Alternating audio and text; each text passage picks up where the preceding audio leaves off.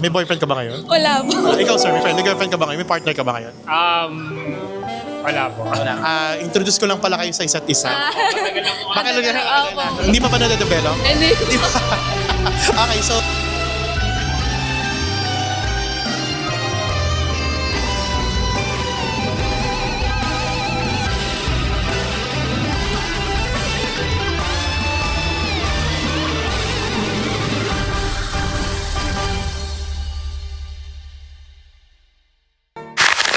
hello everyone! Host Paulo here at nandito tayo ngayon sa Rancho 2 Clubhouse, Marikina City for the intimate wedding celebration of Jerel and Jean.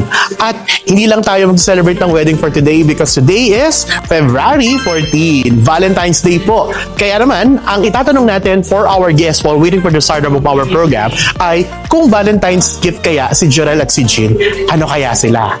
This is now another episode of Itanong Mo, Host Pao. Let's go!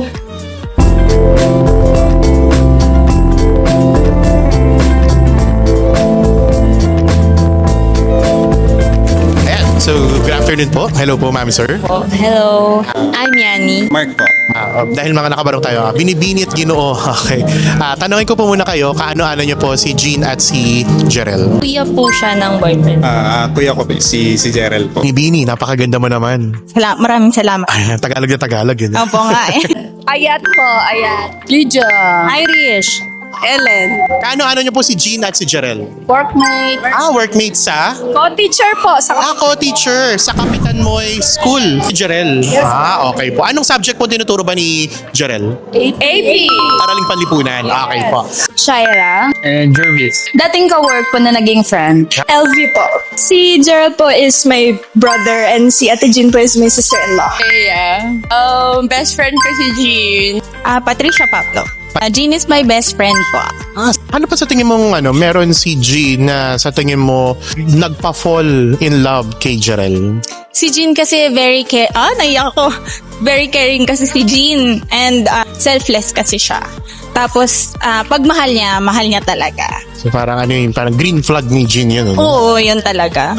Okay, next question. Since we are celebrating Valentine's Day, ngayong wedding day nila, kung ikukumpara nyo sila isang sweet or mga madalas na binibigay sa mga magkasintahan, anong sweet kaya yun at bakit? For me, siguro chocolates. Chocolates. Bakit? Yes.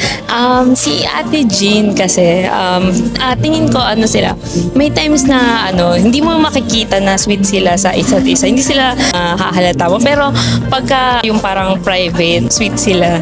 Specific chocolate brand ba yan? Ferrero. Ferrero. Ikaw naman. Toblerone. Toblerone.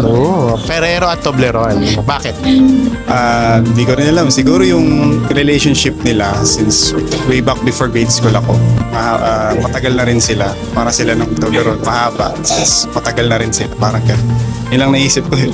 Sino ang Toblerone at sino ang Ferrero sa kanilang dalawa? Sa tingin ninyo? Si Ate, siguro yung Ferrero. Tapos Toblerone si Kuya Jerel mo. Hindi. Para sa akin, parang yun. Baliktad yung niya. Baliktad naman. Vote na lang. Chocolate.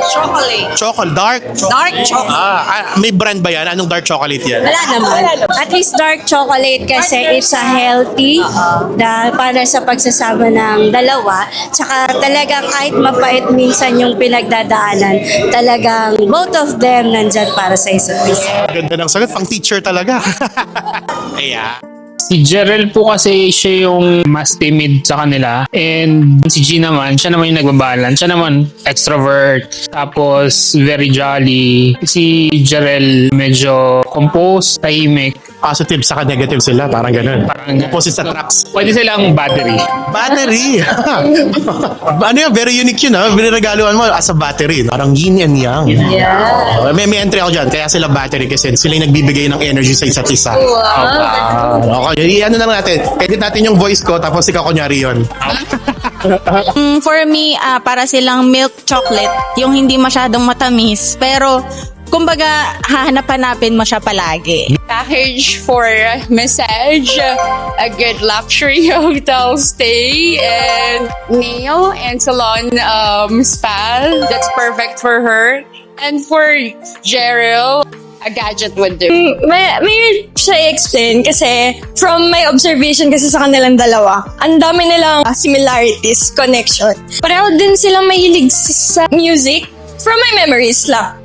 If they were to be a Valentine's gift, I think they would be cassette tape na bagay sa kanilang dalawa yan. Since we're celebrating Valentine's Day para sa kanilang wedding day as well, ano sa tingin niyo yung recommended ideal date for them? So baka kayo, after neto, baka ganun yung date na gagawin nyo na dapat gawin din nila. And the date for them is mag-travel sila. Parang sa tingin ko naman deserve nila na mag-unwind and sa honeymoon nila. Correct. Siguro yung restaurant na pinupuntahan nila nung grade school ako kasi may favorite sila na pinupuntahan. Siguro maganda dun. Pwede sila mag-reminisce na around 2009 nata yun, 2010, grade school pa ako. Lagi nilang pinupuntahan siguro.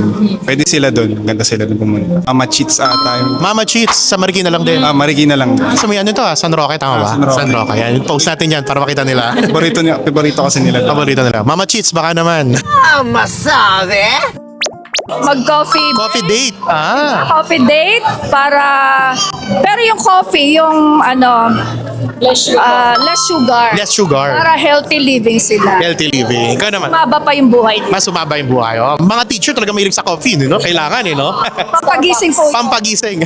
Ma'am, kung Valentine's date or kung magba-Valentine's date si Jerel saka si Jill, anong recommended din nyo? Mag-Vietnam sila.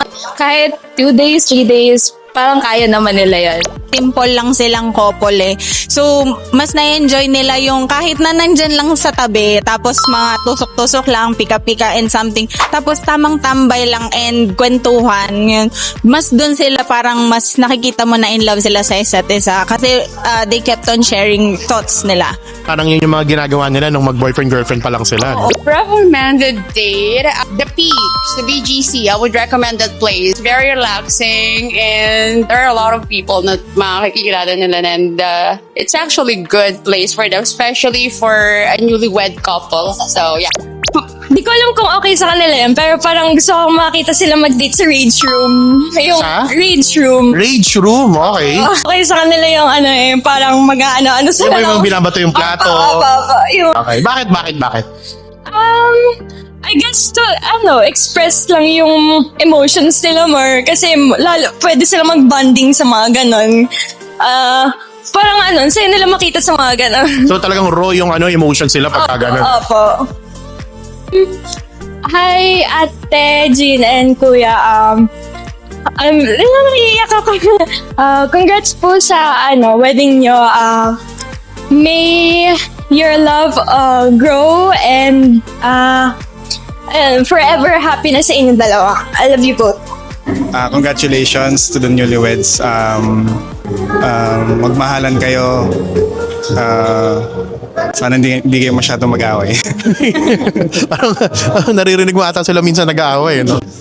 Congratulations Ate Jean and Kuya Jerel, and I hope na yung buong year nyo is maging blessed, and also syempre kay Carly sana patuloy na yung paggaling niya. Best wishes and sana mas sumaba pa yung buhay nila, yung pagsasama nila, and syempre para na rin sa kanilang nag-iisang anak na maging healthy po siya lagi. Good health, lalong-lalo na sa kanilang anak. Sana tuloy-tuloyan ng paggaling at mananatili silang matatag para sa mga pagdadaanan pang pagsubok sa kanilang buhay. Yes, so sa akin naman, for the couple, maging matatag ang pagsasama, laging iisipin na nagsama kayo ngayon, mag-isa na, iisa na for God's presence ni Lord, and maging strong for one another. For the couple, keep believing, keep living, and loving. Kagaya nung sabi kanina ng parents nila, na-overcome na nila yung sobrang mga mahihirap na challenges so far. And sana matuloy-tuloy nila yon, and hopefully magtuloy-tuloy na rin yung healing ng daughter nila. Yan ang ultimate wish namin. Kaya nga, talagang lahat tayo yun yung ultimate wish. Ka naman. Yun nga po, first of all, katulad ng kung ano yung gusto ng lahat is talagang maging okay na si Carly, no more chemo or anything, and then ayun, put God first, intindihin nila yung isa't isa kahit na sobrang hirap na ng sitwasyon. Maging andyan lang sila para sa isa't isa. Just to make the marriage last and long. Gerald and Jean, congratulations on your wedding day. Sobrang tagal natin inintay ito, and I'm genuinely happy that you are now married na sa harap at sa mata ng Diyos. May God bless your marriage, and hope na patuloy niyong mahalin ang isa't isa. Yeah. Ate Jean, I'm so happy for you. It's been a while. I know sobrang dami na pinagdaanan mo this past few, especially last year. It was really tough for you, and I really admire how strong and brave you are. I'm so happy for you, ate, and hopefully this year for healing and year for everything, for the happiness to your family. Happy marriage! Happy marriage! Happy marriage! Happy marriage! Happy marriage! And best wishes, Ate Jean, Gerald. Happy marriage!